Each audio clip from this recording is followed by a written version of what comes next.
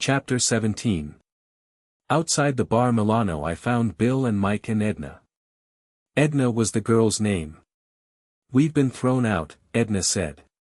"By the police," said Mike. "There's some people in there that don't like me. I've kept them out of 4 fights," Edna said. "You've got to help me." Bill's face was red. "Come back in, Edna," he said.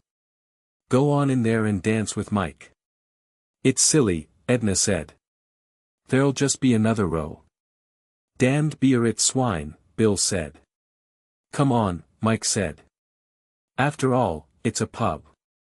They can't occupy a whole pub." "Good old Mike," Bill said. "Damned English swine come here and insult Mike and try and spoil the fiesta. They're so bloody," Mike said. "I hate the English." "They can't insult Mike," Bill said. "Mike is a swell fellow. They can't insult Mike. I won't stand it. Who cares if he is a damn bankrupt?" His voice broke. "Who cares?" Mike said. "I don't care. Jake doesn't care. Do you care?" "No," Edna said. "Are you a bankrupt?" "Of course I am." "You don't care, do you, Bill?" Bill put his arm around Mike's shoulder. "I wish to hell I was a bankrupt. I'd show those bastards." "They're just English," Mike said. "It never makes any difference what the English say." "The dirty swine," Bill said. "I'm going to clean them out." "Bill," Edna looked at me. "Please don't go in again, Bill. They're so stupid." "That's it," said Mike. "They're stupid." I knew that was what it was. "They can't say things like that about Mike," Bill said. "Do you know them?" I asked Mike. "Number I never saw them. They say they know me." "I won't stand it," Bill said. "Come on. Let's go over to the Suizo," I said. "They're a bunch of Edna's friends from Biarritz," Bill said. "They're simply stupid," Edna said. "One of them's Charlie Blackman, from Chicago," Bill said. "I was never in Chicago," Mike said. Edna started to laugh and could not stop. "Take me away from here," she said, "you bankrupts." "What kind of a row was it?" I asked Edna. We were walking across the square to the Suizo. Bill was gone. I don't know what happened, but someone had the police called to keep Mike out of the back room. There were some people that had known Mike at Cannes. "What's the matter with Mike?" "Probably he owes them money," I said. "That's what people usually get bitter about." In front of the ticket booths out in the square there were 2 lines of people waiting. They were sitting on chairs or crouched on the ground with blankets and newspapers around them. They were waiting for the wickets to open in the morning to buy tickets for the bullfight. The night was clearing and the moon was out. Some of the people in the line were sleeping. At the Café Suizo we had just sat down and ordered Fundador when Robert Cohn came up. "Where's Brett?" he asked. "I don't know." "She was with you." "She must have gone to bed." "She's not." "I don't know where she is." His face was sallow under the light. He was standing up. "Tell me where she is." "Sit down," I said. "I don't know where she is." "The hell you don't. You can shut your face. Tell me where Brett is." "I'll not tell you a damn thing. You know where she is." "If I did I wouldn't tell you." "Oh, go to hell, Cohn," Mike called from the table. "Brett's gone off with the bullfighter chap. They're on their honeymoon. You shut up." "Oh, go to hell," Mike said languidly. "Is that where she is?" Cohn turned to me. "Go to hell. She was with you. Is that where she is?" "Go to hell. I'll make you tell me." He stepped forward. "You damned pimp." I swung at him and he ducked. I saw his face duck sideways in the light. He hit me and I sat down on the pavement. As I started to get on my feet he hit me twice. I went down backward under a table. I tried to get up and felt I did not have any legs. I felt I must get on my feet and try and hit him. Mike helped me up. Someone poured a carafe of water on my head. Mike had an arm around me, and I found I was sitting on a chair. Mike was pulling at my ears. "I say, you were cold," Mike said. "Where the hell were you?" "Oh, I was around." "You didn't want to mix in it." "He knocked Mike down, too," Edna said. "He didn't knock me out," Mike said. "I just lay there." "Does this happen every night at your fiestas?" Edna asked. "Wasn't that Mr. Cohn?" "I'm all right," I said. "My head's a little wobbly." There were several waiters and a crowd of people standing around. "Vaya," said Mike. "Get away. Go on." The waiters moved the people away. "It was quite a thing to watch," Edna said. "He must be a boxer." "He is." "I wish Bill had been here," Edna said. "I'd like to have seen Bill knocked down, too. I've always wanted to see Bill knocked down. He's so big." "I was hoping he would knock down a waiter," Mike said, "and get arrested. I'd like to see Mr. Robert Cohn in jail."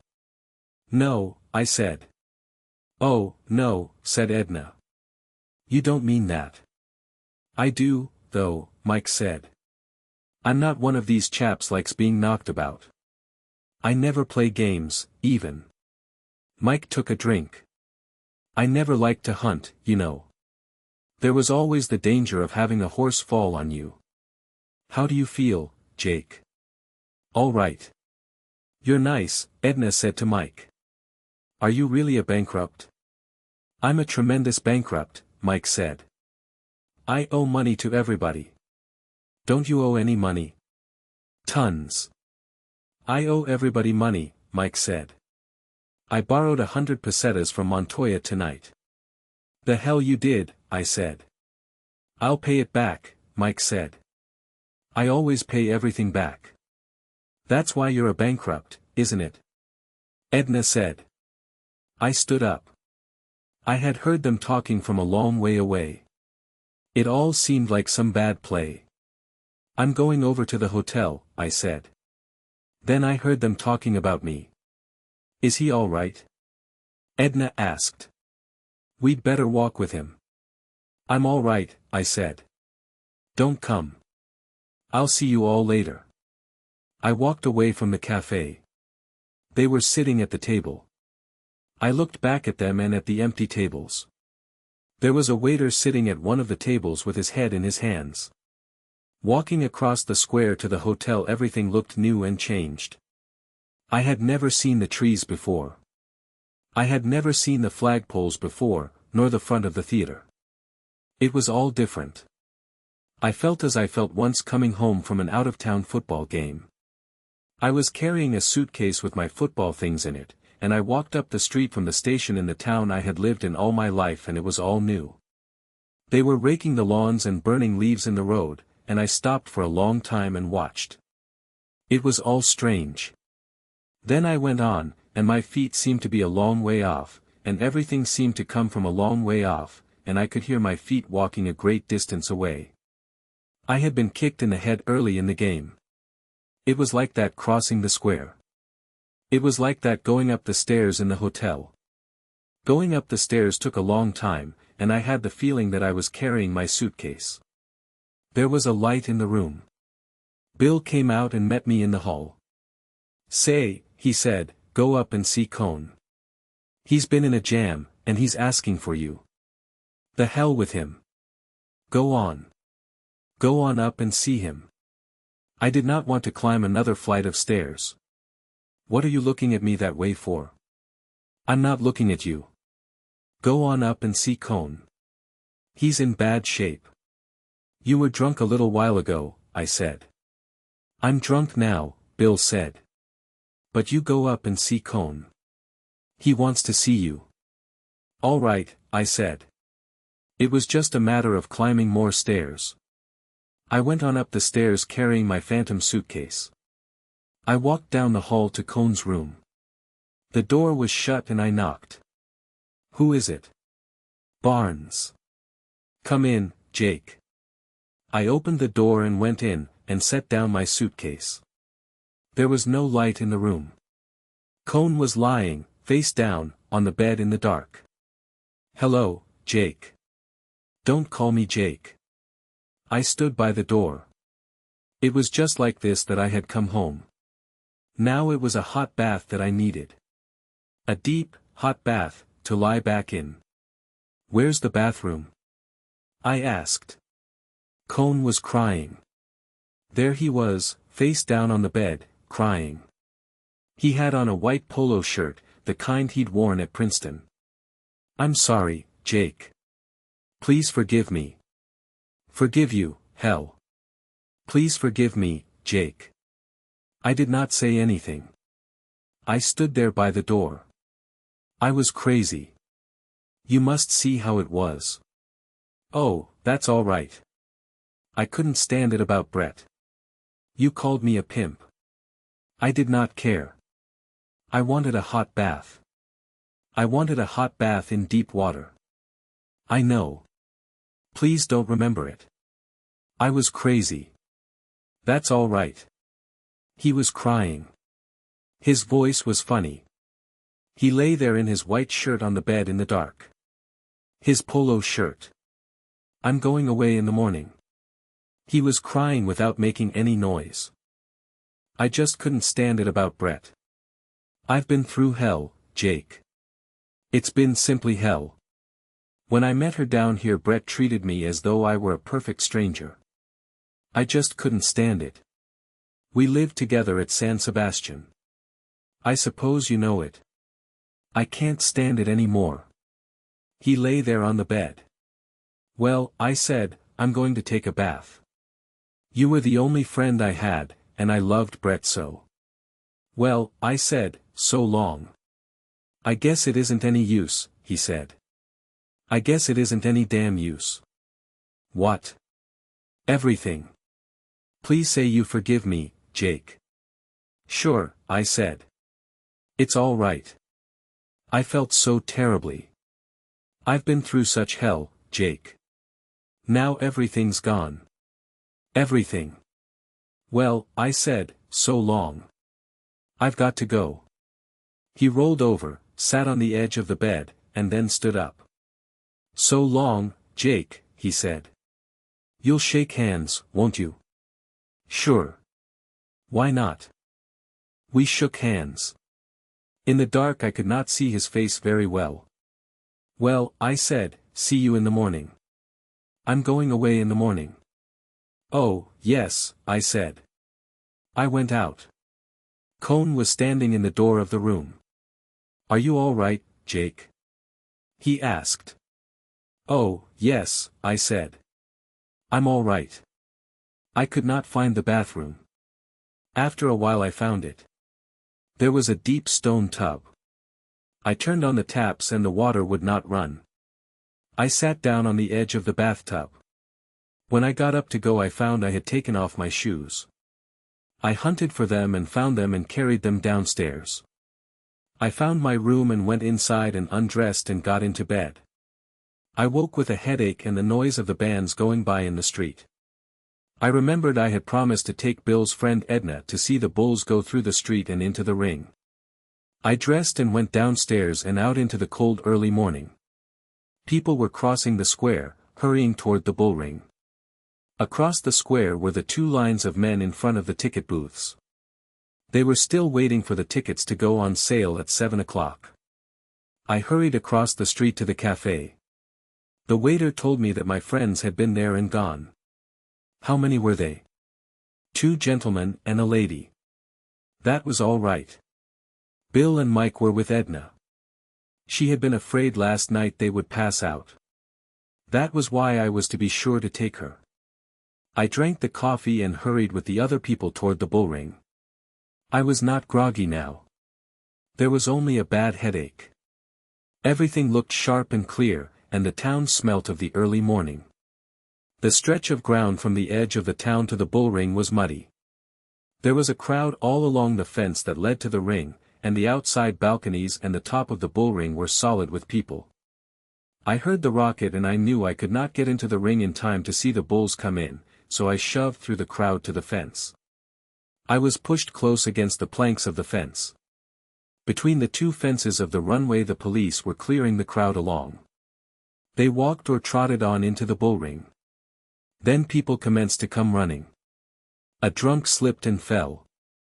2 policemen grabbed him and rushed him over to the fence. The crowd were running fast now. There was a great shout from the crowd, and putting my head through between the boards I saw the bulls just coming out of the street into the long running pen. They were going fast and gaining on the crowd. Just then another drunk started out from the fence with a blouse in his hands. He wanted to do cape work with the bulls. The 2 policemen tore out, collared him, one hit him with a club, and they dragged him against the fence and stood flattened out against the fence as the last of the crowd and the bulls went by. There were so many people running ahead of the bulls that the mass thickened and slowed up going through the gate into the ring. And as the bulls passed, galloping together, heavy, muddy-sided, horns swinging, one shot ahead, caught a man in the running crowd in the back and lifted him in the air. Both the man's arms were by his sides, his head went back as the horn went in, and the bull lifted him and then dropped him. The bull picked another man running in front, but the man disappeared into the crowd, and the crowd was through the gate and into the ring with the bulls behind them. The red door of the ring went shut, the crowd on the outside balconies of the bull ring were pressing through to the inside, there was a shout, then another shout. The man who had been gored lay face down in the trampled mud. People climbed over the fence, and I could not see the man because the crowd was so thick around him. From inside the ring came the shouts. Each shout meant a charge by some bull into the crowd. You could tell by the degree of intensity in the shout how bad a thing it was that was happening. Then the rocket went up that meant the steers had gotten the bulls out of the ring and into the corrals. I left the fence and started back toward the town. Back in the town I went to the cafe to have a second coffee and some buttered toast. The waiters were sweeping out the cafe and mopping off the tables. One came over and took my order. Anything happen at the encierro? I didn't see it all. One man was badly cogito. Where? Here. I put one hand on the small of my back and the other on my chest, where it looked as though the horn must have come through. The waiter nodded his head and swept the crumbs from the table with his cloth. Badly cogito, he said. All for sport. All for pleasure. He went away and came back with the long-handled coffee and milk pots. He poured the milk and coffee. It came out of the long spouts in 2 streams into the big cup. The waiter nodded his head. Badly cogito through the back, he said. He put the pots down on the table and sat down in the chair at the table. A big horn wound. All for fun. Just for fun. What do you think of that? I don't know. That's it. All for fun. Fun, you understand. You're not an aficionado. Me. What are bulls? Animals. Brute animals. He stood up and put his hand on the small of his back. Right through the back. A cornada right through the back. For fun, you understand. He shook his head and walked away, carrying the coffee pots. 2 men were going by in the street. The waiter shouted to them. They were grave-looking. One shook his head. Muerto. He called. The waiter nodded his head. The 2 men went on. They were on some errand. The waiter came over to my table. You hear? Muerto. Dead. He's dead. With a horn through him. All for morning fun. Es muy flamenco. It's bad. Not for me, the waiter said. No fun in that for me. Later in the day we learned that the man who was killed was named Vicente Garones, and came from near Tafalla. The next day in the paper we read that he was 28 years old, and had a farm, a wife, and 2 children. He had continued to come to the fiesta each year after he was married. The next day his wife came in from Tafalla to be with the body, and the day after there was a service in the chapel of San Fermin. And the coffin was carried to the railway station by members of the Dancing and Drinking Society of Tafalla. The drums marched ahead, and there was music on the fifes, and behind the men who carried the coffin walked the wife and 2 children. Behind them marched all the members of the Dancing and Drinking Societies of Pamplona, Estella, Tafalla, and Sangüesa who could stay over for the funeral. The coffin was loaded into the baggage car of the train, and the widow and the 2 children rode, sitting, all 3 together, in an open third-class railway carriage. The train started with a jerk, and then ran smoothly, going down grade around the edge of the plateau and out into the fields of grain that blew in the wind on the plain on the way to Tafalla. The bull who killed Vicente Garones was named Bocanegra, was number 118 of the bull breeding establishment of Sanchez Tabemo, and was killed by Pedro Romero as the 3rd bull of that same afternoon. His ear was cut by popular acclamation and given to Pedro Romero, who, in turn, gave it to Brett, who wrapped it in a handkerchief belonging to myself, and left both ear and handkerchief, along with a number of Murati cigarette stubs, shoved far back in the drawer of the bed table that stood beside her bed in the Hotel Montoya, in Pamplona. Back in the hotel, the night watchman was sitting on a bench inside the door. He had been there all night and was very sleepy. He stood up as I came in. 3 of the waitresses came in at the same time. They had been to the morning show at the Bullring. They went upstairs laughing. I followed them upstairs and went into my room. I took off my shoes and lay down on the bed. The window was open onto the balcony and the sunlight was bright in the room. I did not feel sleepy. It must have been 3:30 o'clock when I had gone to bed and the bands had waked me at 6.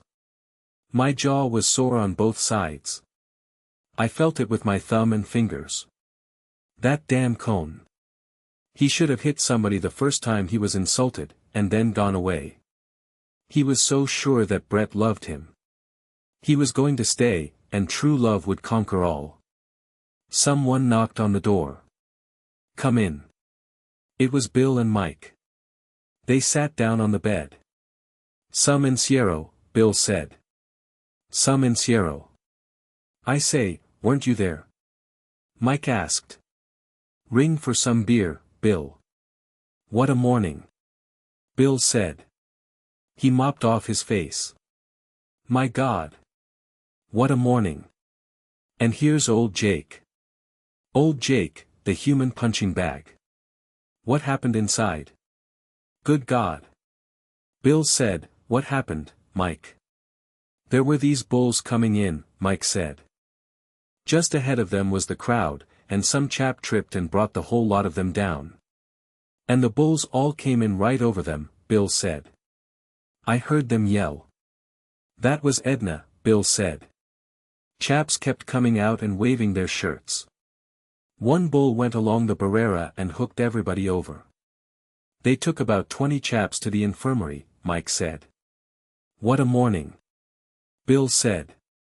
"The damn police kept arresting chaps that wanted to go and commit suicide with the bulls. The steers took them in the end," Mike said.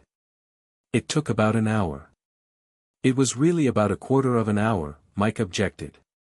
"Oh, go to hell," Bill said. "You've been in the war." "It was 2 hours and a half for me." "Where's that beer?" Mike asked. "What did you do with the lovely Edna?" "We took her home just now. She's gone to bed." "How did she like it?" "Fine. We told her it was just like that every morning." "She was impressed," Mike said. "She wanted us to go down in the ring, too," Bill said. "She likes action." "I said it wouldn't be fair to my creditors," Mike said. "What a morning," Bill said. "And what a night. How's your jaw, Jake?" Mike asked. "Sore," I said. Bill laughed.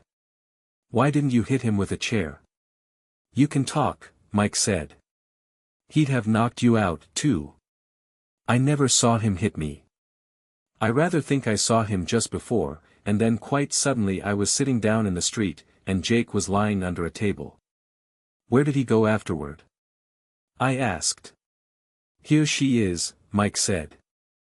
Here's the beautiful lady with the beer. The chambermaid put the tray with the beer bottles and glasses down on the table. Now bring up 3 more bottles, Mike said. Where did Cone go after he hit me? I asked Bill. Don't you know about that? Mike was opening a beer bottle. He poured the beer into one of the glasses, holding the glass close to the bottle. Really? Bill asked. Why, he went in and found Brett and the bullfighter chap in the bullfighter's room, and then he massacred the poor, bloody bullfighter. Number. Yes. What a night. Bill said. He nearly killed the poor, bloody bullfighter. Then Cone wanted to take Brett away. Wanted to make an honest woman of her, I imagine. Damned touching scene. He took a long drink of the beer. He is an ass. What happened? Brett gave him what for? She told him off. I think she was rather good. I'll bet she was, Bill said. Then Cone broke down and cried, and wanted to shake hands with the bullfighter fellow. He wanted to shake hands with Brett, too. I know. He shook hands with me. Did he? Well, they weren't having any of it. The bullfighter fellow was rather good. He didn't say much, but he kept getting up and getting knocked down again. Cone couldn't knock him out. It must have been damned funny. Where did you hear all this? Brett. I saw her this morning. What happened finally? It seems the bullfighter fellow was sitting on the bed. He'd been knocked down about 15 times, and he wanted to fight some more. Brett held him and wouldn't let him get up. He was weak, but Brett couldn't hold him, and he got up. Then Cone said he wouldn't hit him again. Said he couldn't do it. Said it would be wicked. So the bullfighter chap sort of rather staggered over to him. Cone went back against the wall. So you won't hit me? No, said Cone. I'd be ashamed to. So the bullfighter fellow hit him just as hard as he could in the face, and then sat down on the floor. He couldn't get up, Brett said. Cone wanted to pick him up and carry him to the bed. He said if Cone helped him he'd kill him, and he'd kill him anyway this morning if Cone wasn't out of town. Cone was crying, and Brett had told him off, and he wanted to shake hands. I've told you that before. Tell the rest, Bill said. It seems the bullfighter chap was sitting on the floor. He was waiting to get strength enough to get up and hit Cone again. Brett wasn't having any shaking hands, and Cone was crying and telling her how much he loved her, and she was telling him not to be a ruddy ass. Then Cone leaned down to shake hands with the bullfighter fellow. No hard feelings, you know. All for forgiveness. And the bullfighter chap hit him in the face again. That's quite a kid, Bill said. He ruined Cone, Mike said. You know, I don't think Cone will ever want to knock people about again. When did you see Brett? This morning. She came in to get some things. She's looking after this Romero lad. He poured out another bottle of beer. Brett's rather cut up. But she loves looking after people. That's how we came to go off together. She was looking after me. I know, I said. I'm rather drunk, Mike said. I think I'll stay rather drunk. This is all awfully amusing, but it's not too pleasant. It's not too pleasant for me. He drank off the beer. I gave Brett what for, you know. I said if she would go about with Jews and bullfighters and such people, she must expect trouble. He leaned forward. I say, Jake, do you mind if I drink that bottle of yours? She'll bring you another one. Please, I said. I wasn't drinking it, anyway. Mike started to open the bottle. Would you mind opening it? I pressed up the wire fastener and poured it for him. You know, Mike went on, Brett was rather good. She's always rather good. I gave her a fearful hiding about Jews and bullfighters, and all those sort of people, and do you know what she said? Yes. I've had such a hell of a happy life with the British aristocracy. He took a drink. That was rather good. Ashley, chap she got the title from, was a sailor, you know. Ninth Baronet. When he came home he wouldn't sleep in a bed. Always made Brett sleep on the floor. Finally, when he got really bad, he used to tell her he'd kill her. Always slept with a loaded service revolver. Brett used to take the shells out when he'd gone to sleep. She hasn't had an absolutely happy life. Brett. Damned shame, too. She enjoys things so. He stood up. His hand was shaky. I'm going in the room. Try and get a little sleep. He smiled. We go too long without sleep in these fiestas. I'm going to start now and get plenty of sleep. Damn bad thing not to get sleep. Makes you frightfully nervy. We'll see you at noon at the Irona, Bill said. Mike went out the door. We heard him in the next room. He rang the bell and the chambermaid came and knocked at the door. Bring up half a dozen bottles of beer and a bottle of Fundador, Mike told her. Si, senorito. I'm going to bed, Bill said. Poor old Mike. I had a hell of a row about him last night. Where? At that Milano place?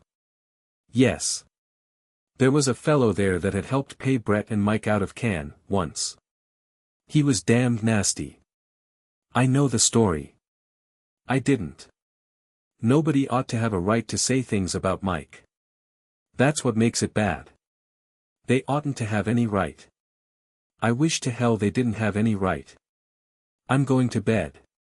Was anybody killed in the ring? I don't think so. Just badly hurt.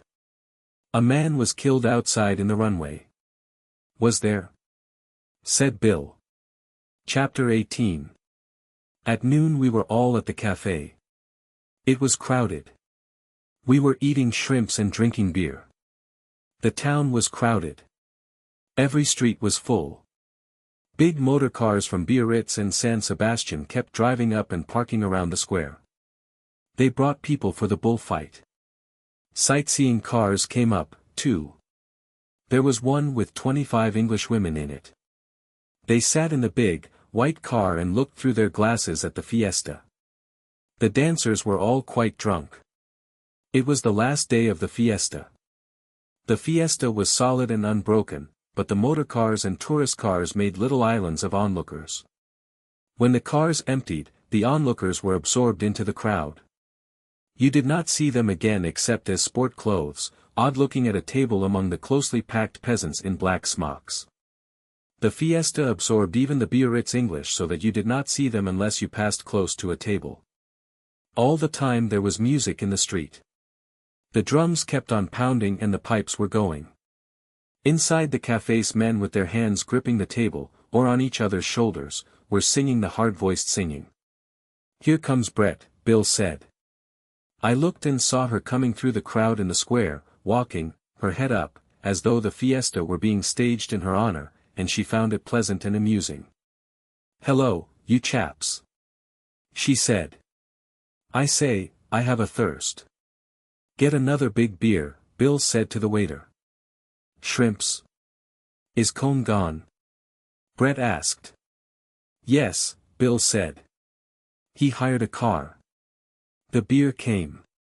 Brett started to lift the glass mug and her hand shook.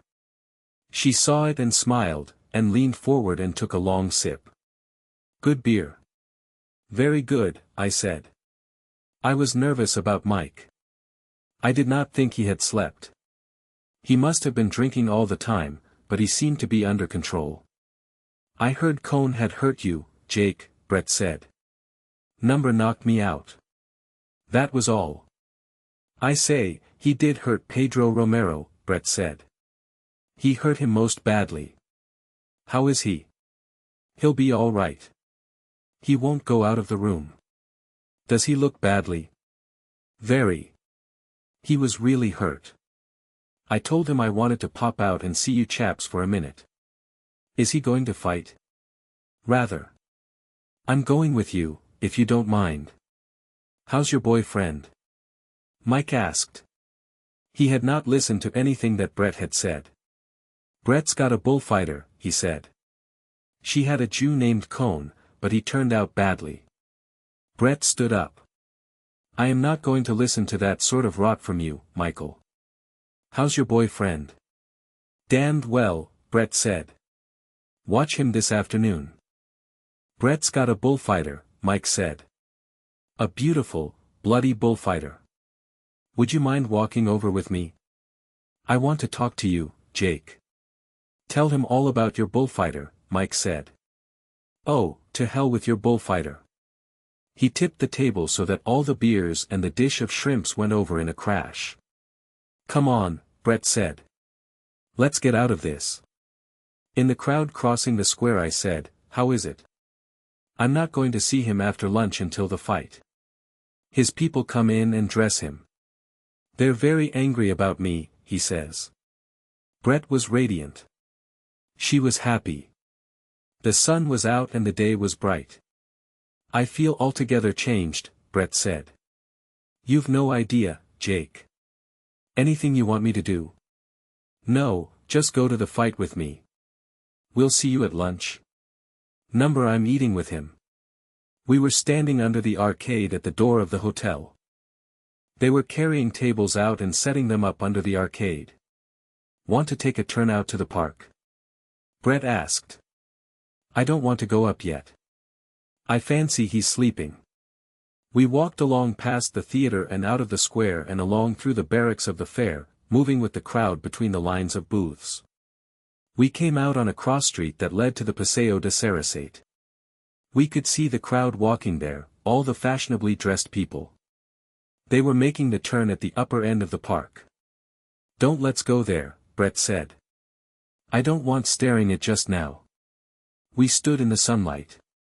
It was hot and good after the rain and the clouds from the sea. I hope the wind goes down, Brett said. It's very bad for him. So do I. He says the bulls are all right. They're good. Is that San Fermin's? Brett looked at the yellow wall of the chapel. Yes. Where the show started on Sunday. Let's go in. Do you mind? I'd rather like to pray a little for him or something. We went in through the heavy leather door that moved very lightly. It was dark inside. Many people were praying. You saw them as your eyes adjusted themselves to the half-light. We knelt at one of the long wooden benches. After a little I felt Brett stiffen beside me, and saw she was looking straight ahead. Come on, she whispered throatily. Let's get out of here. Makes me damned nervous. Outside in the hot brightness of the street Brett looked up at the treetops in the wind. The praying had not been much of a success. Don't know why I get so nervy in church, Brett said. Never does me any good. We walked along. I'm damned bad for a religious atmosphere, Brett said. I've the wrong type of face. You know, Brett said, I'm not worried about him at all. I just feel happy about him. Good. I wish the wind would drop, though. It's liable to go down by 5 o'clock. Let's hope. You might pray, I laughed. Never does me any good. I've never gotten anything I prayed for. Have you? Oh, yes. Oh, rot, said Brett. Maybe it works for some people, though. You don't look very religious, Jake. I'm pretty religious. Oh, rot, said Brett. Don't start proselyting today. Today's going to be bad enough as it is. It was the first time I had seen her in the old happy, careless way since before she went off with Cone. We were back again in front of the hotel. All the tables were set now, and already several were filled with people eating. Do look after Mike, Brett said.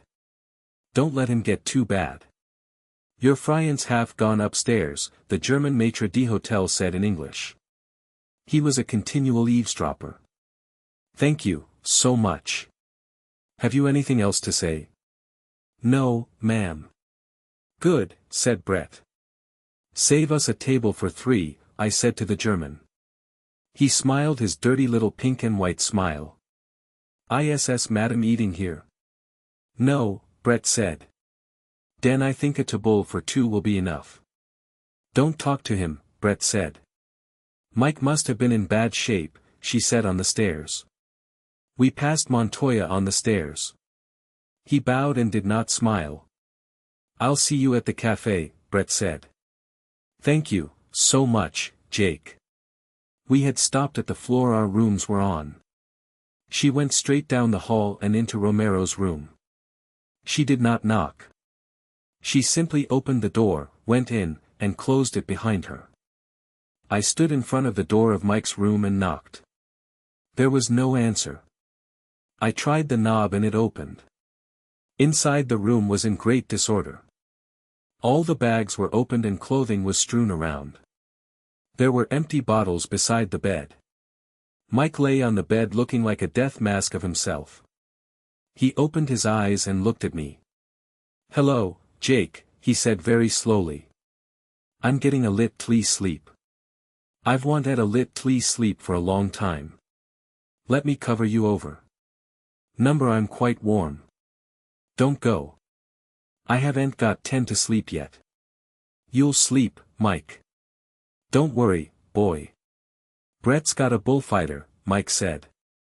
But her Jew has gone away. He turned his head and looked at me. Damned good thing, what? Yes. Now go to sleep, Mike. You ought to get some sleep. I'm just start ing. I'm go ing to get a little sleep. He shut his eyes. I went out of the room and turned the door to quietly. Bill was in my room reading the paper. See Mike? Yes. Let's go and eat. I won't eat downstairs with that German head waiter. He was damned snotty when I was getting Mike upstairs. He was snotty to us, too. Let's go out and eat in the town. We went down the stairs. On the stairs we passed a girl coming up with a covered tray. There goes Brett's lunch, Bill said. And the kids, I said. Outside on the terrace under the arcade the German head waiter came up. His red cheeks were shiny. He was being polite. I have a table for two for you gentlemen, he said. Go sit at it, Bill said. We went on out across the street. We ate at a restaurant in a side street off the square. They were all men eating in the restaurant. It was full of smoke and drinking and singing.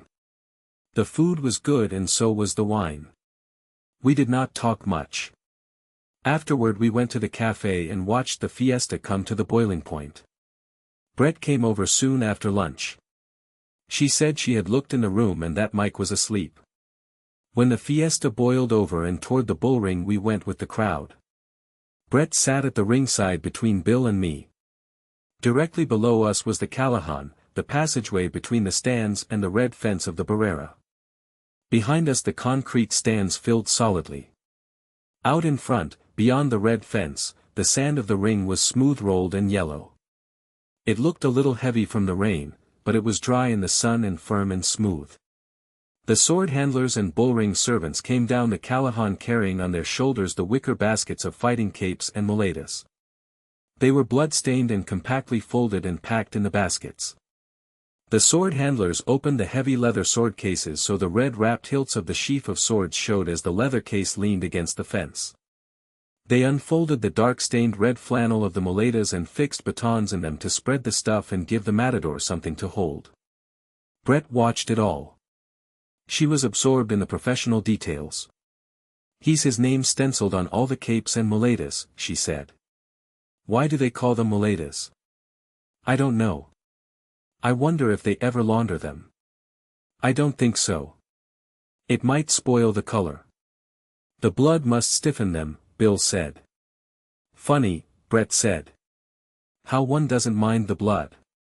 Below in the narrow passage of the Callahan the sword handlers arranged everything. All the seats were full. Above, all the boxes were full. There was not an empty seat except in the president's box. When he came in the fight would start. Across the smooth sand, in the high doorway that led into the corrals, the bullfighters were standing, their arms furled in their capes, talking, waiting for the signal to march in across the arena. Brett was watching them with the glasses. Here, would you like to look? I looked through the glasses and saw the three matadors. Romero was in the center, Belmonte on his left, Marcial on his right. Back of them were their people, and behind the banderilleros, back in the passageway and in the open space of the corral, I saw the picadors. Romero was wearing a black suit. His tricornered hat was low down over his eyes. I could not see his face clearly under the hat, but it looked badly marked. He was looking straight ahead. Marcial was smoking a cigarette guardedly, holding it in his hand. Belmonte looked ahead, his face wan and yellow, his long wolf jaw out. He was looking at nothing. Neither he nor Romero seemed to have anything in common with the others. They were all alone. The president came in, there was hand clapping above us in the grand stand, and I handed the glasses to Brett.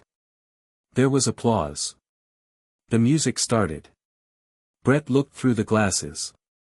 "Here, take them," she said. Through the glasses I saw Belmonte speak to Romero. Marcial straightened up and dropped his cigarette, and, looking straight ahead, their heads back, their free arms swinging, the three matadors walked out. Behind them came all the procession, opening out, all striding in step, all the capes furled, everybody with free arms swinging, and behind rode the picadors, their picks rising like lances. Behind all came the 2 trains of mules and the bullring servants. The matadors bowed, holding their hats on, before the president's box, and then came over to the barrera below us. Pedro Romero took off his heavy gold-brocaded cape and handed it over the fence to his sword handler. He said something to the sword handler. Close below us we saw Romero's lips were puffed, both eyes were discolored. His face was discolored and swollen. The sword handler took the cape, looked up at Brett, and came over to us and handed up the cape. "Spread it out in front of you," I said. Brett leaned forward. The cape was heavy and smoothly stiff with gold. The sword handler looked back, shook his head, and said something. A man beside me leaned over toward Brett. "He doesn't want you to spread it," he said. "You should fold it and keep it in your lap." Brett folded the heavy cape. Romero did not look up at us. He was speaking to Belmonte. Belmonte had sent his formal cape over to some friends. He looked across at them and smiled, his wolf smile that was only with the mouth. Romero leaned over the barrera and asked for the water jug. The sword handler brought it and Romero poured water over the percale of his fighting cape, and then scuffed the lower folds in the sand with his slippered foot. "What's that for?" Brett asked.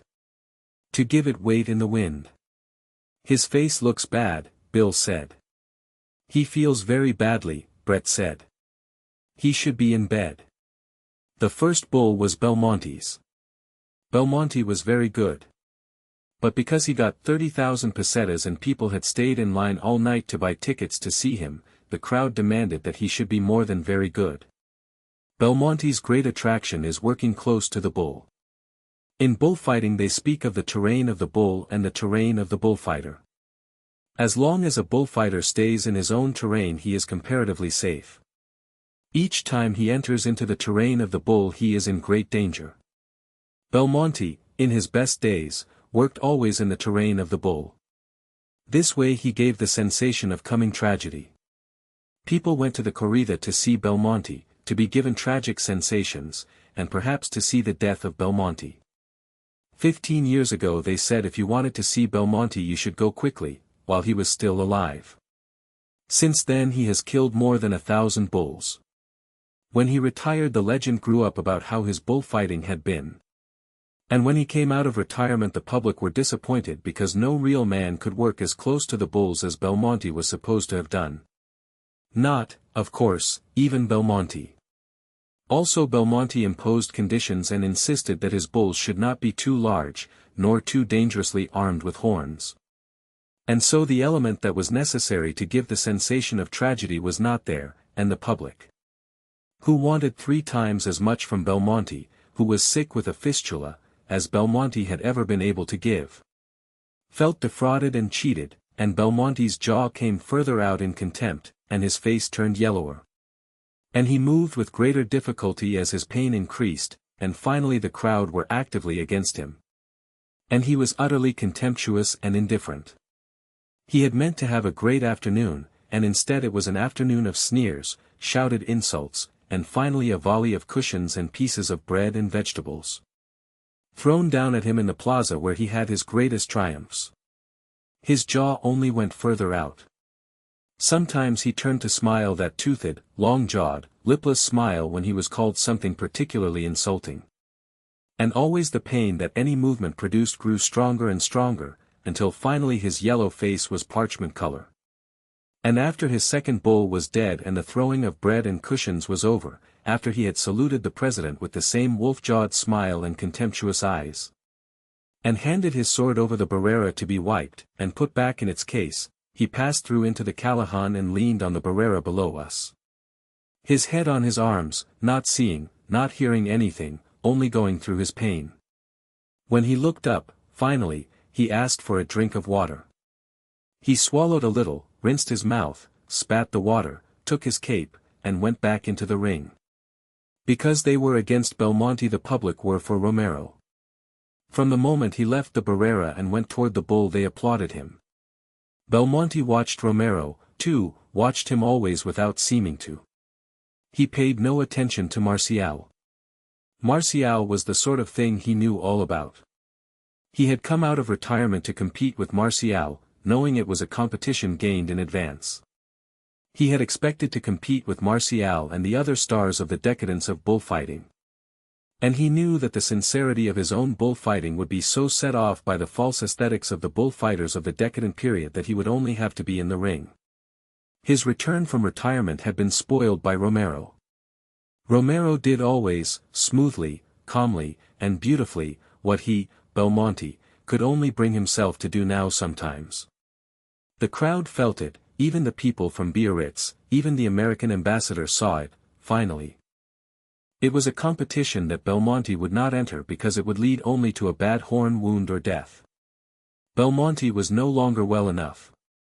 He no longer had his greatest moments in the bullring. He was not sure that there were any great moments. Things were not the same, and now life only came in flashes.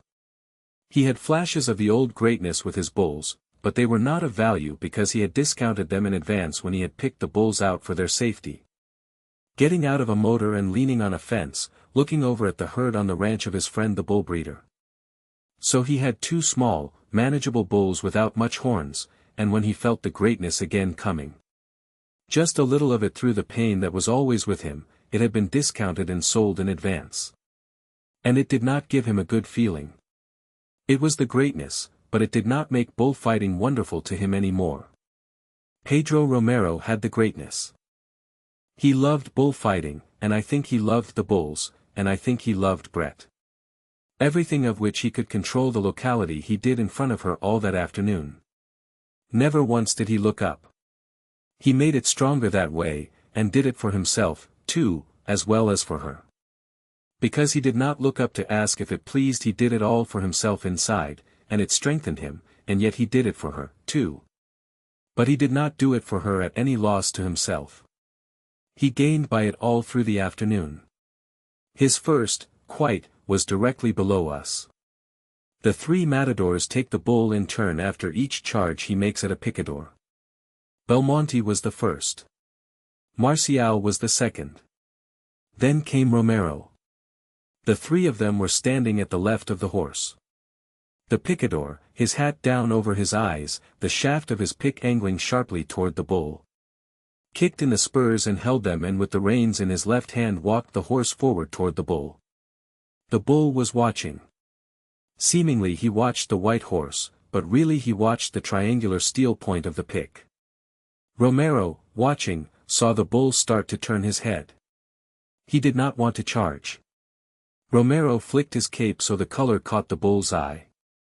The bull charged with the reflex, charged, and found not the flash of color but a white horse, and a man leaned far over the horse.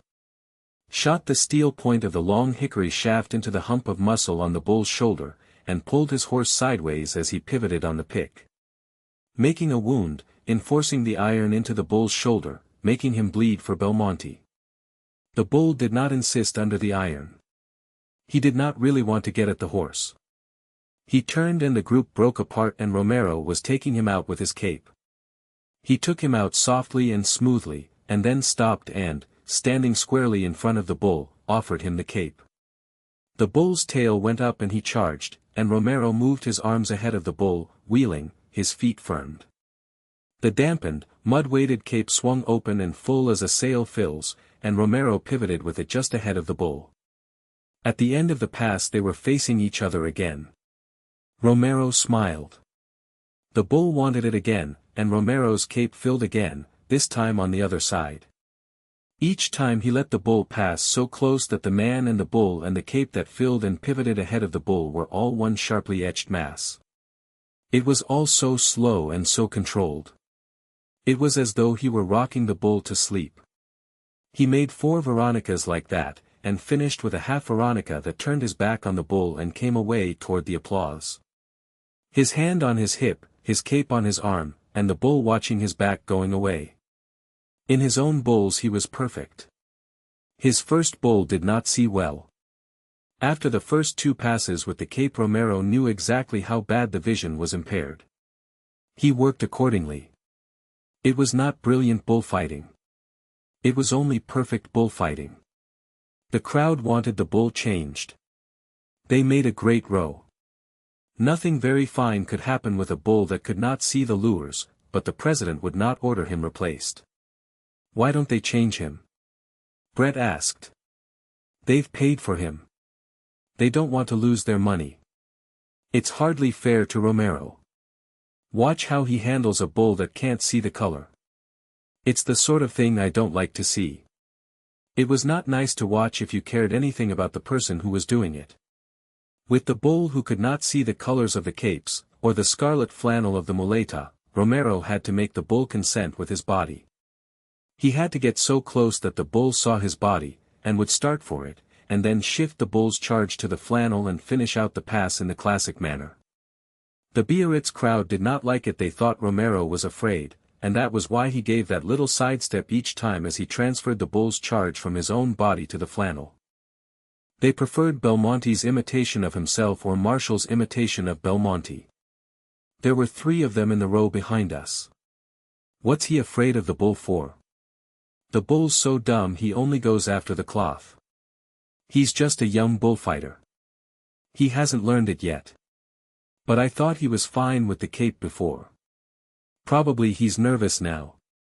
Out in the center of the ring, all alone, Romero was going on with the same thing, getting so close that the bull could see him plainly. Offering the body, offering it again a little closer, the bull watching dully, then so close that the bull thought he had him. Offering again and finally drawing the charge and then, just before the horns came, giving the bull the red cloth to follow with that little, almost imperceptible, jerk that so offended the critical judgment of the Biarritz bullfight experts. He's going to kill now, I said to Brett. The bull's still strong. He wouldn't wear himself out. Out in the center of the ring Romero profiled in front of the bull, drew the sword out from the folds of the muleta, rose on his toes, and sighted along the blade. The bull charged as Romero charged. Romero's left hand dropped the muleta over the bull's muzzle to blind him, his left shoulder went forward between the horns as the sword went in. And for just an instant he and the bull were one, Romero way out over the bull, the right arm extended high up to where the hilt of the sword had gone in between the bull's shoulders. Then the figure was broken. There was a little jolt as Romero came clear, and then he was standing, one hand up, facing the bull. His shirt ripped out from under his sleeve, the white blowing in the wind, and the bull, the red sword hilt tight between his shoulders. His head going down and his legs settling. There he goes, Bill said. Romero was close enough so the bull could see him. His hand still up, he spoke to the bull. The bull gathered himself, then his head went forward and he went over slowly, then all over, suddenly, 4 feet in the air. They handed the sword to Romero, and carrying it blade down, the muleta in his other hand, he walked over to in front of the president's box. Bowed, straightened, and came over to the Barrera and handed over the sword and muleta. Bad one, said the sword handler. He made me sweat, said Romero. He wiped off his face. The sword handler handed him the water jug. Romero wiped his lips. It hurt him to drink out of the jug. He did not look up at us. Marcial had a big day. They were still applauding him when Romero's last bull came in. It was the bull that had sprinted out and killed the man in the morning running. During Romero's first bull his hurt face had been very noticeable. Everything he did showed it. All the concentration of the awkwardly delicate working with the bull that could not see well brought it out. The fight with Cone had not touched his spirit but his face had been smashed and his body hurt. He was wiping all that out now. Each thing that he did with this bull wiped that out a little cleaner. It was a good bull, a big bull, and with horns, and it turned and recharged easily and surely. He was what Romero wanted in bulls. When he had finished his work with the muleta and was ready to kill, the crowd made him go on. They did not want the bull killed yet, they did not want it to be over. Romero went on. It was like a course in bullfighting. All the passes he linked up, all completed, all slow, templed and smooth. There were no tricks and no mystifications. There was no brusqueness. And each pass as it reached the summit gave you a sudden ache inside. The crowd did not want it ever to be finished. The bull was squared on all 4 feet to be killed, and Romero killed directly below us. He killed not as he had been forced to by the last bull, but as he wanted to. He profiled directly in front of the bull, drew the sword out of the folds of the muleta and sighted along the blade. The bull watched him. Romero spoke to the bull and tapped one of his feet. The bull charged and Romero waited for the charge, the muleta held low, sighting along the blade, his feet firm. Then without taking a step forward, he became one with the bull, the sword was in high between the shoulders. The bull had followed the low-swung flannel, that disappeared as Romero lurched clear to the left, and it was over. The bull tried to go forward, his legs commenced to settle, he swung from side to side, hesitated, then went down on his knees. And Romero's older brother leaned forward behind him and drove a short knife into the bull's neck at the base of the horns. The first time he missed. He drove the knife in again, and the bull went over, twitching and rigid. Romero's brother, holding the bull's horn in one hand, the knife in the other, looked up at the president's box. Handkerchiefs were waving all over the bullring. The president looked down from the box and waved his handkerchief.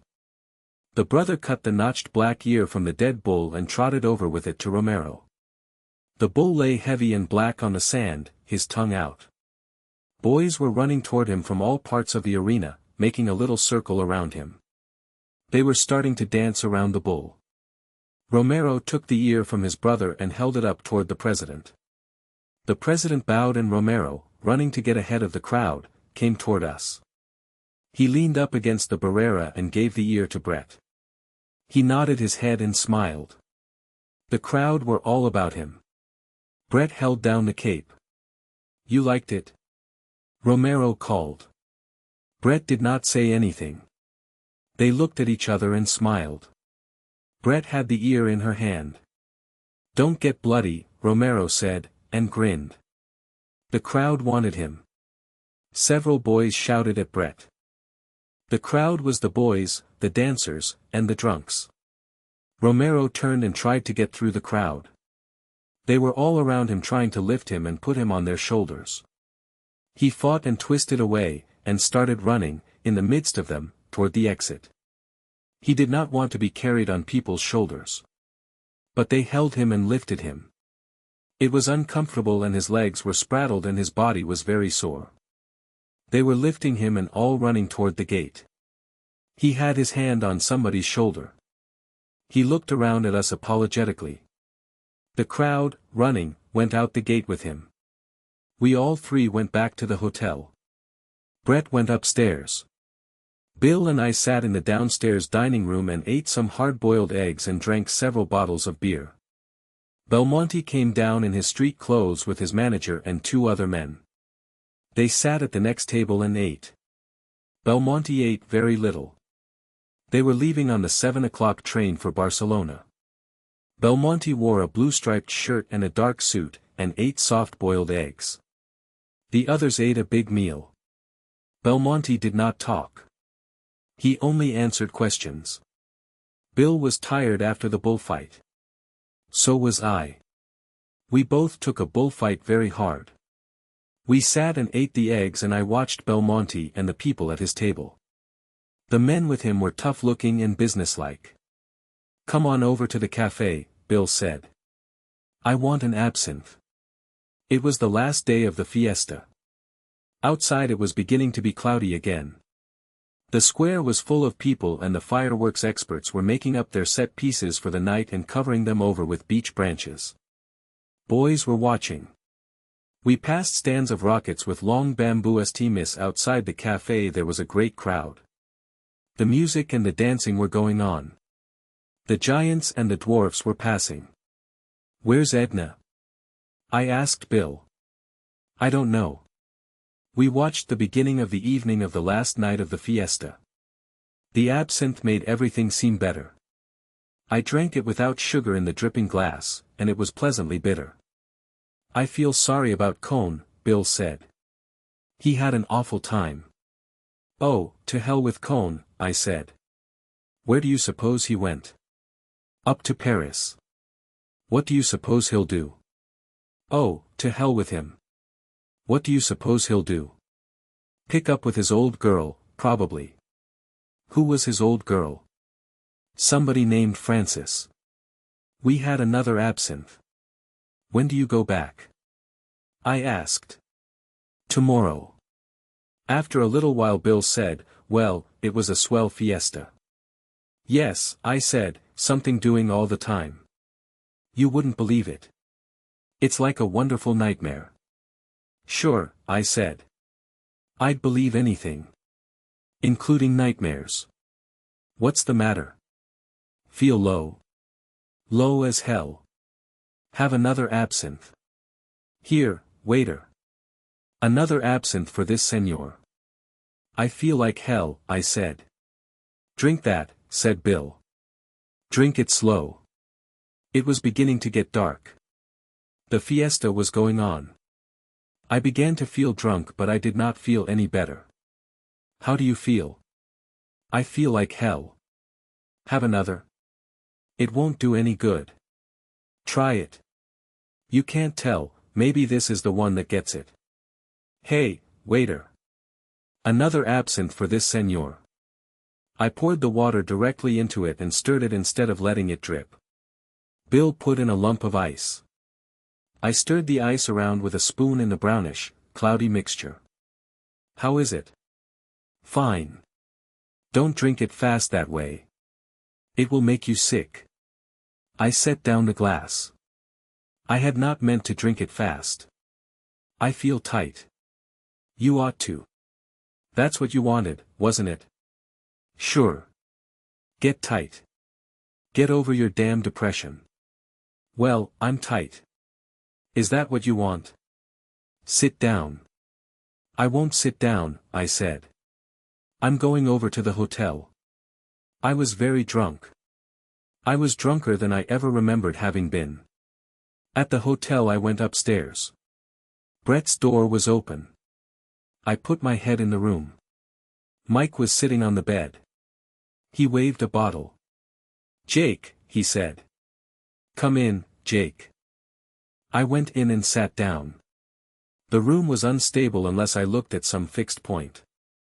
"Brett, you know. She's gone off with the bullfighter chap." "Number?" "Yes. She looked for you to say goodbye. They went on the 7 o'clock train." "Did they?" "Bad thing to do," Mike said. "She shouldn't have done it." "Number?" "Have a drink?" "Wait while I ring for some beer." "I'm drunk," I said. "I'm going in and lie down." "Are you blind?" I was blind myself. "Yes," I said, "I'm blind." "Well, bungo," Mike said. "Get some sleep, old Jake." I went out the door and into my own room and lay on the bed. The bed went sailing off and I sat up in bed and looked at the wall to make it stop. Outside in the square the fiesta was going on. It did not mean anything. Later Bill and Mike came in to get me to go down and eat with them. I pretended to be asleep. He's asleep. Better let him alone. He's blind as a tick, Mike said. They went out. I got up and went to the balcony and looked out at the dancing in the square. The world was not wheeling any more. It was just very clear and bright, and inclined to blur at the edges. I washed, brushed my hair. I looked strange to myself in the glass, and went downstairs to the dining room. Here he is, said Bill. Good old Jake. I knew you wouldn't pass out. Hello, you old drunk, Mike said. I got hungry and woke up. Eat some soup, Bill said. The three of us sat at the table, and it seemed as though about 6 people were missing. Chapter 19. In the morning it was all over. The fiesta was finished. I woke about 9 o'clock, had a bath, dressed, and went downstairs. The square was empty and there were no people on the streets. A few children were picking up rocket sticks in the square. The cafes were just opening and the waiters were carrying out the comfortable white wicker chairs and arranging them around the marble-top tables in the shade of the arcade. They were sweeping the streets and sprinkling them with a hose. I sat in one of the wicker chairs and leaned back comfortably. The waiter was in no hurry to come. The white paper announcements of the unloading of the bulls and the big schedules of special trains were still up on the pillars of the arcade. A waiter wearing a blue apron came out with a bucket of water and a cloth, and commenced to tear down the notices. Pulling the paper off in strips and washing and rubbing away the paper that stuck to the stone. The fiesta was over. I drank a coffee and after a while Bill came over. I watched him come walking across the square. He sat down at the table and ordered a coffee. Well, he said, it's all over. Yes, I said. When do you go? I don't know. We better get a car, I think. Aren't you going back to Paris? I can stay away another week. I think I'll go to San Sebastian. I want to get back. What's Mike going to do? He's going to St. Jean Delaware Luz. Let's get a car and all go as far as Bayonne. You can get the train up from there tonight. Good. Let's go after lunch. All right. I'll get the car. We had lunch and paid the bill. Montoya did not come near us. One of the maids brought the bill. The car was outside. The chauffeur piled and strapped the bags on top of the car and put them in beside him in the front seat and we got in. The car went out of the square, along through the side streets, out under the trees and down the hill and away from Pamplona. It did not seem like a very long ride. Mike had a bottle of Fundador. I only took a couple of drinks. We came over the mountains and out of Spain and down the white roads and through the over-foliaged, wet, green, Basque country, and finally into Bayonne. We left Bill's baggage at the station, and he bought a ticket to Paris. His train left at 7:10. We came out of the station. The car was standing out in front. What shall we do about the car? Bill asked. Oh, bother the car, Mike said. Let's just keep the car with us. All right, Bill said. Where shall we go? Let's go to Biarritz and have a drink. Old Mike the Spender, Bill said. We drove into Biarritz and left the car outside a very Ritz place. We went into the bar and sat on high stools and drank a whiskey and soda. That drink's mine, Mike said. Let's roll for it. So we rolled poker dice out of a deep leather dice cup. Bill was out first roll. Mike lost to me and handed the bartender a 100-franc note. The whiskeys were 12 francs apiece. We had another round and Mike lost again. Each time he gave the bartender a good tip. In a room off the bar there was a good jazz band playing. It was a pleasant bar. We had another round. I went out on the first roll with 4 kings. Bill and Mike rolled. Mike won the first roll with 4 jacks. Bill won the second. On the final roll Mike had 3 kings and let them stay. He handed the dice cup to Bill. Bill rattled them and rolled, and there were 3 kings, an ace, and a queen. "It's yours, Mike," Bill said. "Old Mike, the gambler." "I'm so sorry," Mike said. "I can't get it." "What's the matter?" "I've no money," Mike said. "I'm stony. I've just 20 francs. Here, take 20 francs. Bill's face sort of changed. "I just had enough to pay Montoya." "Damned lucky to have it, too." "I'll cash you a check," Bill said.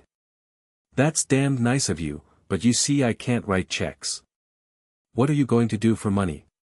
"Oh, some will come through. I've 2 weeks' allowance should be here. I can live on ticket this pub in St. Jean." "What do you want to do about the car?" Bill asked me. "Do you want to keep it on?" "It doesn't make any difference." "Seems sort of idiotic." "Come on, let's have another drink," Mike said. "Fine. This one is on me," Bill said. "Has Brett any money?" He turned to Mike. "I shouldn't think so. She put up most of what I gave to old Montoya." "She hasn't any money with her?" I asked. "I shouldn't think so. She never has any money. She gets 500 quid a year and pays 350 of it in interest to Jews." "I suppose they get it at the source," said Bill. "Quite. They're not really Jews. We just call them Jews. They're Scotsmen, I believe." "Hasn't she any at all with her?" I asked. "I hardly think so. She gave it all to me when she left." "Well," Bill said, "we might as well have another drink." "Damned good idea," Mike said. "One never gets anywhere by discussing finances." "No," said Bill. Bill and I rolled for the next 2 rounds. Bill lost and paid. We went out to the car. "Anywhere you'd like to go, Mike?" Bill asked. "Let's take a drive.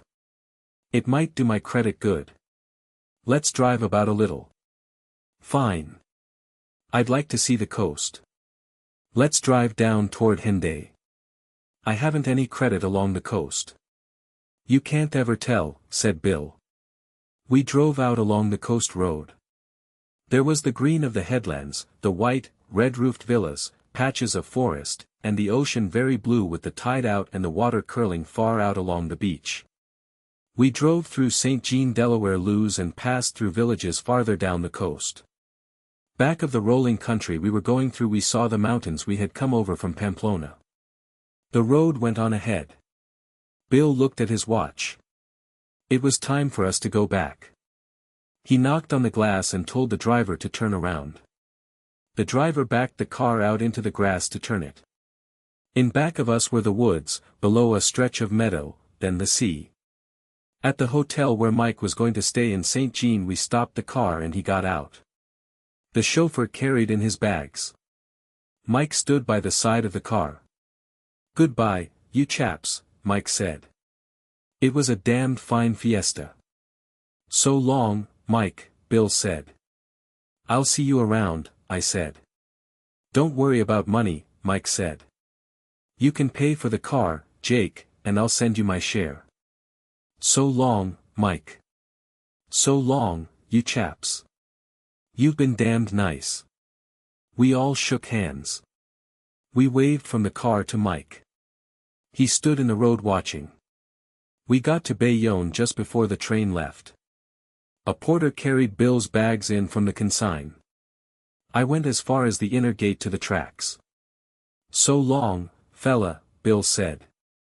"So long, kid. It was swell. I've had a swell time. Will you be in Paris?" "No, I have to sail on the 17th. "So long, fella." "So long, old kid." He went in through the gate to the train. The porter went ahead with the bags. I watched the train pull out. Bill was at one of the windows. The window passed, the rest of the train passed, and the tracks were empty. I went outside to the car. "How much do we owe you?" I asked the driver. The price to Bayonne had been fixed at 150 pesetas. 200 pesetas. How much more will it be if you drive me to San Sebastian on your way back? 50 pesetas. Don't kid me. 35 pesetas. It's not worth it, I said. Drive me to the Hotel Panier Fleury. At the hotel I paid the driver and gave him a tip. The car was powdered with dust. I rubbed the rod case through the dust. It seemed the last thing that connected me with Spain and the fiesta. The driver put the car in gear and went down the street. I watched it turn off to take the road to Spain. I went into the hotel and they gave me a room. It was the same room I had slept in when Bill and Cone and I were in Bayonne. That seemed a very long time ago. I washed, changed my shirt, and went out in the town. At a newspaper kiosk I bought a copy of the New York Herald and sat in a cafe to read it. It felt strange to be in France again. There was a safe, suburban feeling. I wished I had gone up to Paris with Bill, except that Paris would have meant more fiesta ng. I was through with fiestas for a while. It would be quiet in San Sebastian. The season does not open there until August. I could get a good hotel room and read and swim. There was a fine beach there. There were wonderful trees along the promenade above the beach, and there were many children sent down with their nurses before the season opened. In the evening there would be band concerts under the trees across from the Café Marinas. I could sit in the marinas and listen. How does one eat inside? I asked the waiter. Inside the café was a restaurant. Well. Very well. One eats very well. Good. I went in and ate dinner. It was a big meal for France, but it seemed very carefully apportioned after Spain. I drank a bottle of wine for company. It was a Chateau Margaux. It was pleasant to be drinking slowly and to be tasting the wine and to be drinking alone. A bottle of wine was good company. Afterward I had coffee. The waiter recommended a Basque liqueur called Azara. He brought in the bottle and poured a liqueur glass full. He said Azara was made of the flowers of the Pyrenees. The veritable flowers of the Pyrenees. It looked like hair oil and smelled like Italian striga. I told him to take the flowers of the Pyrenees away and bring me a view mark. The mark was good. I had a second mark after the coffee. The waiter seemed a little offended about the flowers of the Pyrenees, so I overtipped him. That made him happy. It felt comfortable to be in a country where it is so simple to make people happy. You can never tell whether a Spanish waiter will thank you. Everything is on such a clear financial basis in France. It is the simplest country to live in. No one makes things complicated by becoming your friend for any obscure reason. If you want people to like you, have only to spend a little money. I spent a little money and the waiter liked me.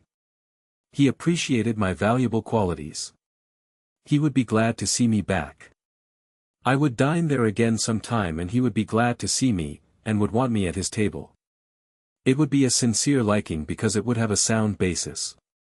I was back in France. Next morning I tipped everyone a little too much at the hotel to make more friends, and left on the morning train for San Sebastian. At the station I did not tip the porter more than I should because I did not think I would ever see him again. I only wanted a few good French friends in Bayonne to make me welcome in case I should come back there again. I knew that if they remembered me their friendship would be loyal. At Iron we had to change trains and show passports.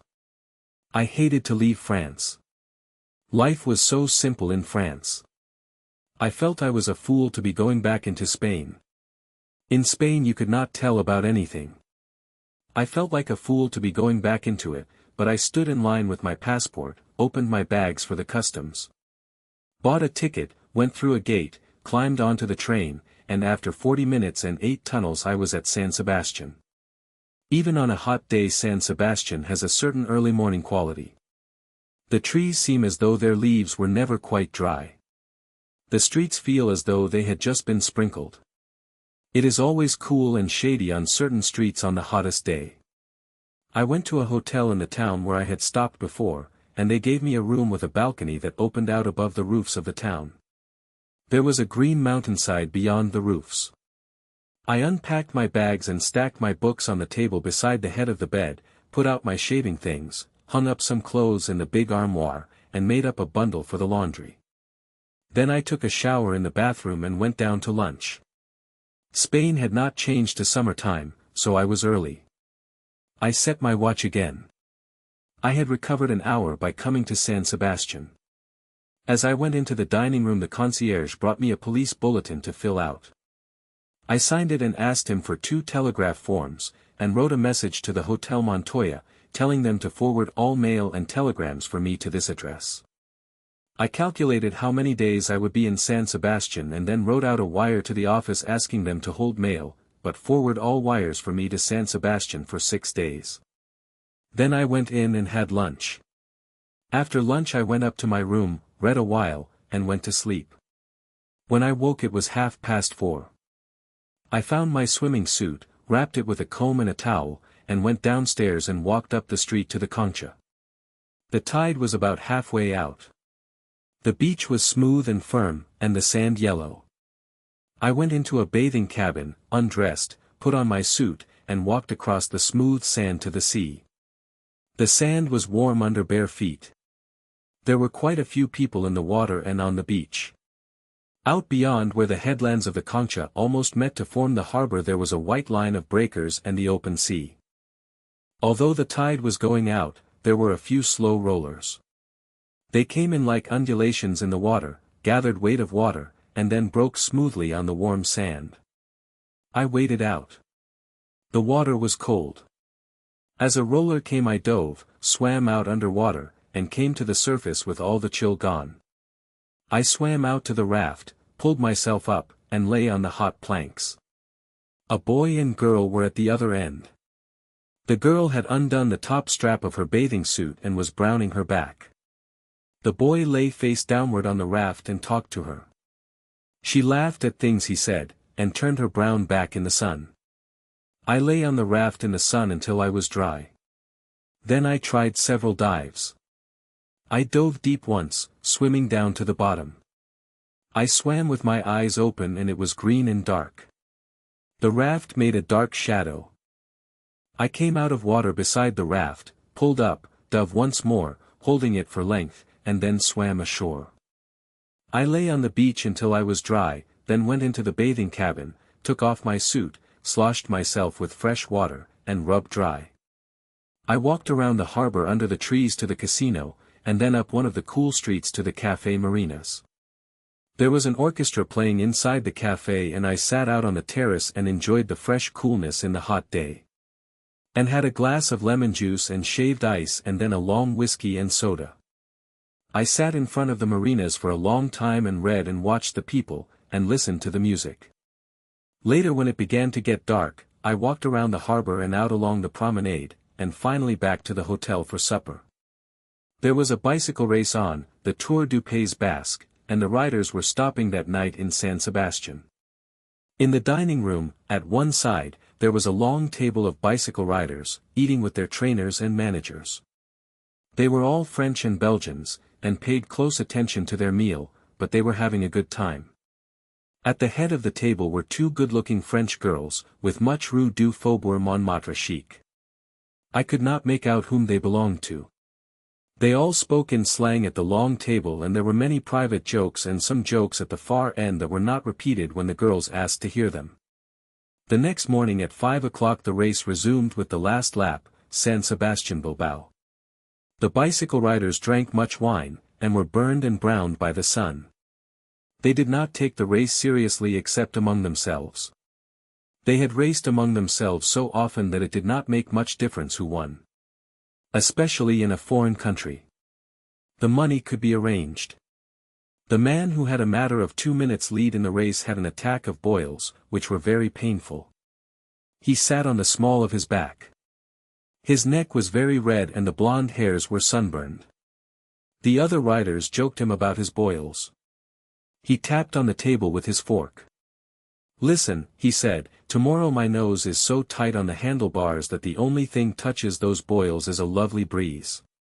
One of the girls looked at him down the table, and he grinned and turned red.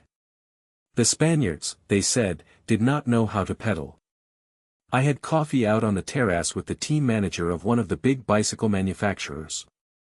He said it had been a very pleasant race, and would have been worth watching if Batikia had not abandoned it at Pamplona.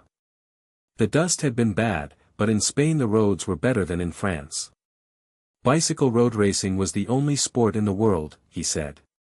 Had I ever followed the Tour de France? Only in the papers. The Tour de France was the greatest sporting event in the world. Following and organizing the road races had made him know France. Few people know France. All spring and all summer and all fall he spent on the road with bicycle road racers. Look at the number of motorcars now that followed the riders from town to town in a road race. It was a rich country and more sportif every year. It would be the most sportif country in the world. It was bicycle road racing did it. That and football. He knew France. La France sportive. He knew road racing. We had a cognac. After all, though, it wasn't bad to get back to Paris. There is only one Pan-Am. In all the world, that is. Paris is the town the most sportif in the world. Did I know the Choc de Niger?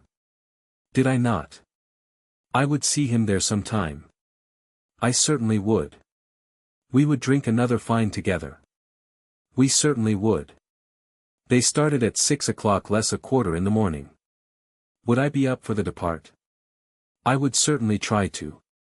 Would I like him to call me? It was very interesting.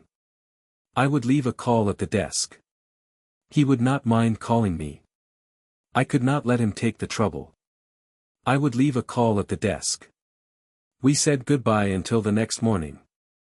In the morning when I awoke the bicycle riders and their following cars had been on the road for 3 hours. I had coffee and the papers in bed and then dressed and took my bathing suit down to the beach. Everything was fresh and cool and damp in the early morning. Nurses in uniform and in peasant costume walked under the trees with children. The Spanish children were beautiful. Some bootblacks sat together under a tree talking to a soldier. The soldier had only one arm.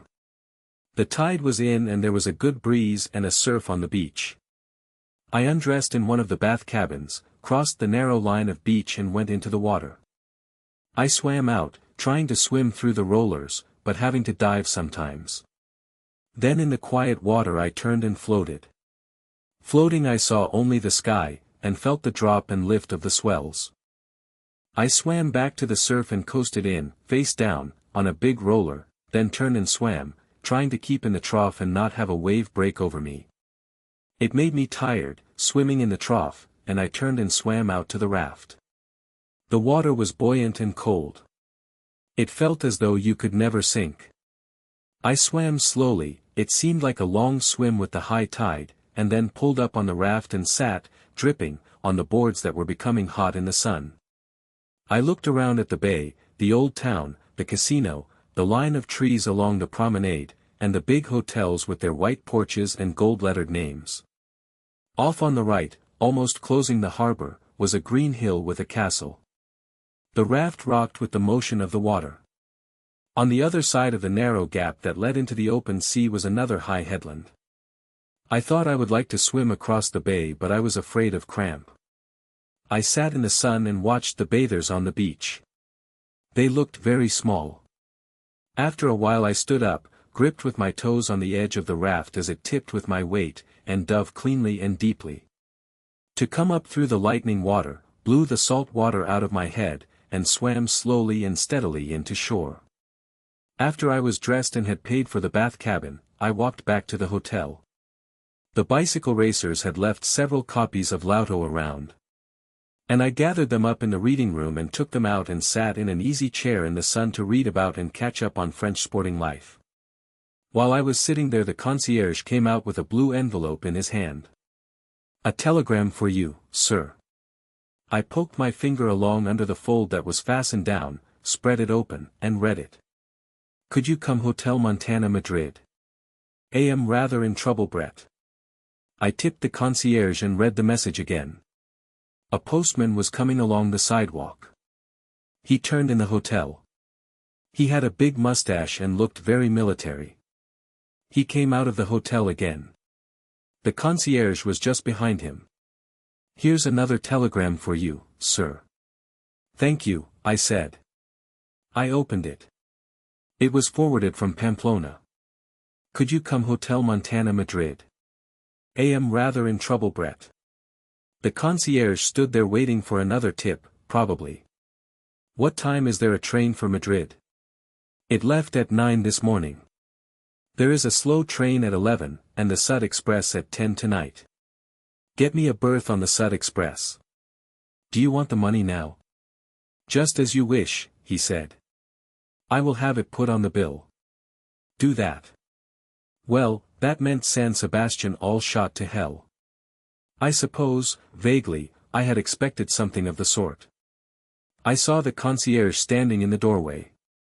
"Bring me a telegram form, please." He brought it and I took out my fountain pen and printed. "Lady Ashley, Hotel Montana, Madrid.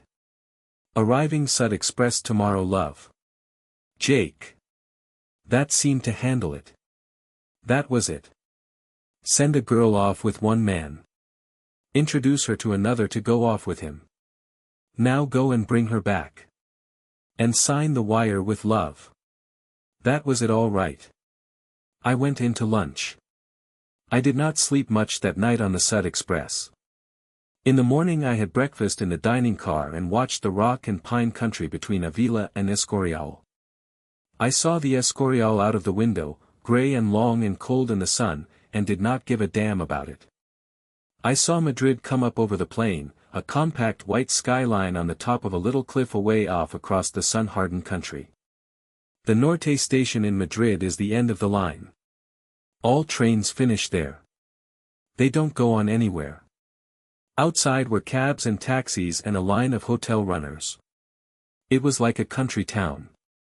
I took a taxi and we climbed up through the gardens, by the empty palace and the unfinished church on the edge of the cliff, and on up until we were in the high, hot, modern town. The taxi coasted down a smooth street to the Puerta del Sol, and then through the traffic and out into the Carrera San Geronimo. All the shops had their awnings down against the heat. The windows on the sunny side of the street were shuttered. The taxi stopped at the curb. I saw the sign Hotel Montana on the second floor. The taxi driver carried the bags in and left them by the elevator. I could not make the elevator work, so I walked up. On the second floor up was a cut brass sign, Hotel Montana. I rang and no one came to the door. I rang again and a maid with a sullen face opened the door. "Is Lady Ashley here?" I asked. She looked at me dully. "Is an Englishwoman here?" She turned and called someone inside. A very fat woman came to the door. Her hair was grey and stiffly oiled and scallops around her face. She was short and commanding. "Muy buenas," I said. "Is there an Englishwoman here? I would like to see this English lady." "Muy buenas. Yes, there is a female English. Certainly you can see her if she wishes to see you." "She wishes to see me. The chica will ask her." "It is very hot. It is very hot in the summer in Madrid." "And how cold in winter." "Yes, it is very cold in winter." Did I want to stay myself in person in the Hotel Montana? Of that as yet I was undecided, but it would give me pleasure if my bags were brought up from the ground floor in order that they might not be stolen. Nothing was ever stolen in the Hotel Montana. In other fondas, yes. Not here. The personages of this establishment were rigidly selectioned. I was happy to hear it. Nevertheless I would welcome the upbringal of my bags. The maid came in and said that the female English wanted to see the male English now, at once. "Good," I said. "You see. It is as I said. Clearly." I followed the maids back down a long, dark corridor. At the end she knocked on a door. "Hello," said Brett. "Is it you, Jake?" "It's me. Come in. Come in." I opened the door. The maid closed it after me. Brett was in bed. She had just been brushing her hair and held the brush in her hand. The room was in that disorder produced only by those who have always had servants. "Darling," Brett said. I went over to the bed and put my arms around her. She kissed me, and while she kissed me I could feel she was thinking of something else. She was trembling in my arms. She felt very small. "Darling. I've had such a hell of a time. Tell me about it." "Nothing to tell. He only left yesterday. I made him go." "Why didn't you keep him?" "I don't know. It isn't the sort of thing one does. I don't think I hurt him any. You were probably damn good for him. He shouldn't be living with anyone." I realized that right away. "Number. Oh, hell." She said, "Let's not talk about it. Let's never talk about it." "All right." It was rather a knock his being ashamed of me. He was ashamed of me for a while, you know. Number. Oh, yes.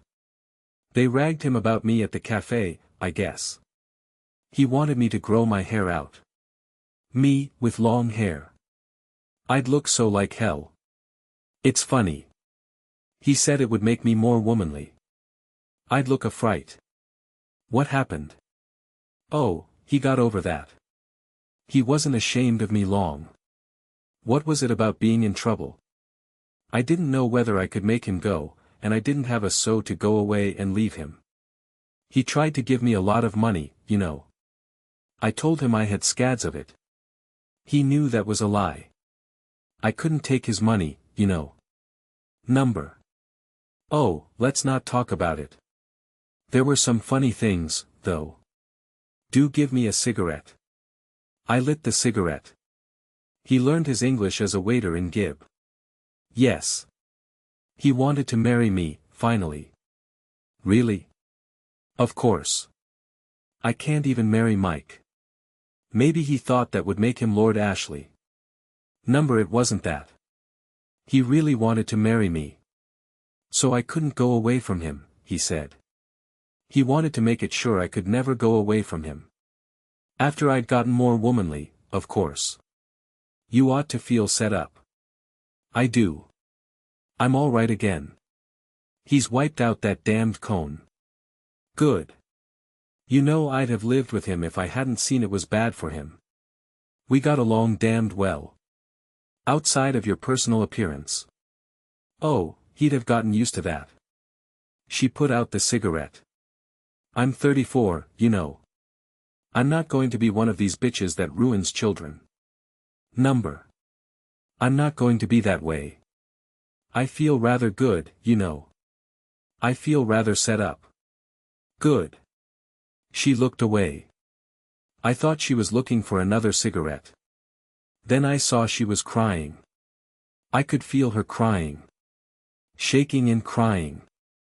She wouldn't look up. I put my arms around her. Don't let's ever talk about it. Please don't let's ever talk about it. Dear Brett. I'm going back to Mike. I could feel her crying as I held her close.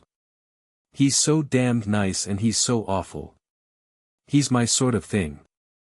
She would not look up. I stroked her hair. I could feel her shaking. I won't be one of those bitches, she said. But, oh, Jake, please let's never talk about it. We left the Hotel Montana. The woman who ran the hotel would not let me pay the bill. The bill had been paid. Oh, well. Let it go, Brett said. It doesn't matter now. We rode in a taxi down to the Palace Hotel, left the bags, arranged for berths on the Sud Express for the night, and went into the bar of the hotel for a cocktail. We sat on high stools at the bar while the barman shook the martinis in a large nickeled shaker. It's funny what a wonderful gentility you get in the bar of a big hotel, I said. Barmen and jockeys are the only people who are polite anymore. No matter how vulgar a hotel is, the bar is always nice. It's odd. Bartenders have always been fine. You know, Brett said, it's quite true. He is only 19. Isn't it amazing? We touched the two glasses as they stood side by side on the bar. They were coldly beaded. Outside the curtained window was the summer heat of Madrid. "I like an olive in a martini," I said to the barman. "Right you are, sir. There you are. Thanks. I should have asked, you know." The barman went far enough up the bar so that he would not hear our conversation. Brett had sipped from the martini as it stood, on the wood. Then she picked it up. Her hand was steady enough to lift it after that first sip. "It's good. Isn't it a nice bar?" "They're all nice bars. You know, I didn't believe it at first. He was born in 1905 10-0. I was in school in Paris, then. Think of that. Anything you want me to think about it? Don't be an ass. Would you buy a lady a drink? We'll have 2 more martinis. As they were before, sir. They were very good." Brett smiled at him. "Thank you, ma'am." "Well, bungo," Brett said. "Bungo." You know, Brett said, he'd only been with 2 women before. He never cared about anything but bullfighting. He's got plenty of time. I don't know. He thinks it was me. Not the show in general. Well, it was you. Yes. It was me. I thought you weren't going to ever talk about it. How can I help it? You'll lose it if you talk about it. I just talk around it. You know, I feel rather damned good, Jake. You should. You know, it makes one feel rather good deciding not to be a bitch. Yes. It's sort of what we have instead of God. Some people have God, I said. Quite a lot. He never worked very well with me. Should we have another martini? The barman shook up 2 more martinis and poured them out into fresh glasses. Where will we have lunch? I asked Brett. The bar was cool. You could feel the heat outside through the window. Here? Asked Brett. It's rotten here in the hotel. Do you know a place called Botton's? I asked the barman. Yes, sir. Would you like to have me write out the address? Thank you. We lunched upstairs at Botton's. It is one of the best restaurants in the world. We had roast young suckling pig and drank Rioja Alta. Brett did not eat much. She never ate much. I ate a very big meal and drank 3 bottles of Rioja Alta. How do you feel, Jake? Brett asked.